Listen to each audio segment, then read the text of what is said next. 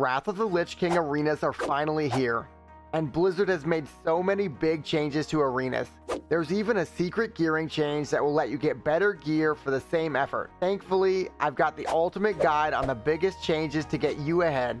Stay tuned, we'll be pumping up your knowledge rating in no time.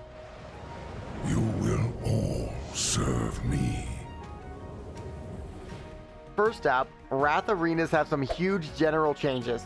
You can now queue arenas without having to be in the same team as your partners.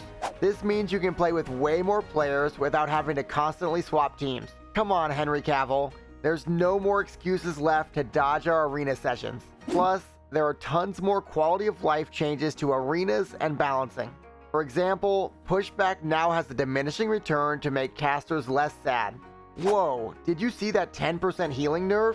Well, I can't be happy with every change. And don't forget the two new maps, the Dalaran Arena and the Ring of Valor. Shamans and Druids love the Dalaran Arena since they'll be throwing enemies directly into the line of fire. And Ring of Valor is the most imbalanced map in WoW history.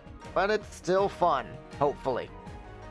The next big change is the gear stat differences in Wrath compared to TBC. Remember getting 400 resilience and still getting absolutely ripped apart? Well, resilience in Wrath actually lowers damage, not just critical strike damage. So stacking resilience is your key to surviving overpowered burst comps. Before we get to a huge new arena gearing change, subscribe, like the video, and hit the notification bell. I'm really having a great time making these videos.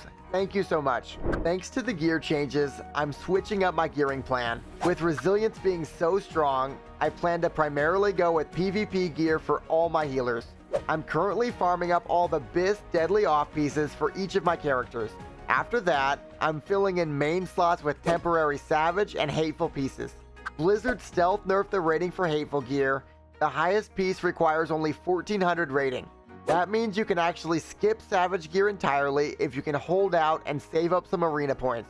You could also work towards true Biz deadly main pieces each week instead, but they have high rating requirements, so you'd better hit arena school. Just like in TPC, you need to run 10 games per week to get arena points. But since the system was changed to not require a team, the 10 games are extremely easy to run on every ult. Okay, gear has some big updates. But what about profession changes?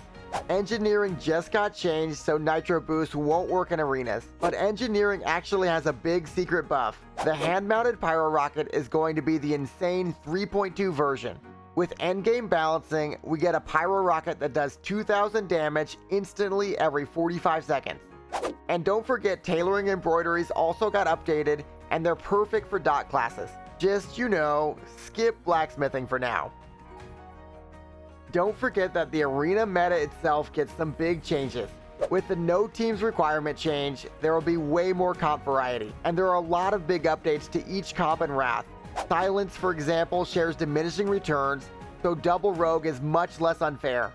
And so many CC related abilities have been made more consistent and more reliable. Also, many core abilities like Inner Fire are no longer purgeable. Priests are back, and that means it's priest in time. Wait. I almost forgot to mention that most of your arenas are going to feature a Death Knight. Have fun with that. And do check out my arena tier list video for lots of good Wrath comp info. Now you're all ready for Season 5 and all the big changes. I've got to ask, what comp do you plan to play in Season 5? Personally, I'm going to be playing Disc Priest Feral. I think that comp is going to be so fun and such a blast to play. If you like this video, check out my easiest classes to play in Wrath Arenas video. It's perfect for finding a hot and desirable arena class.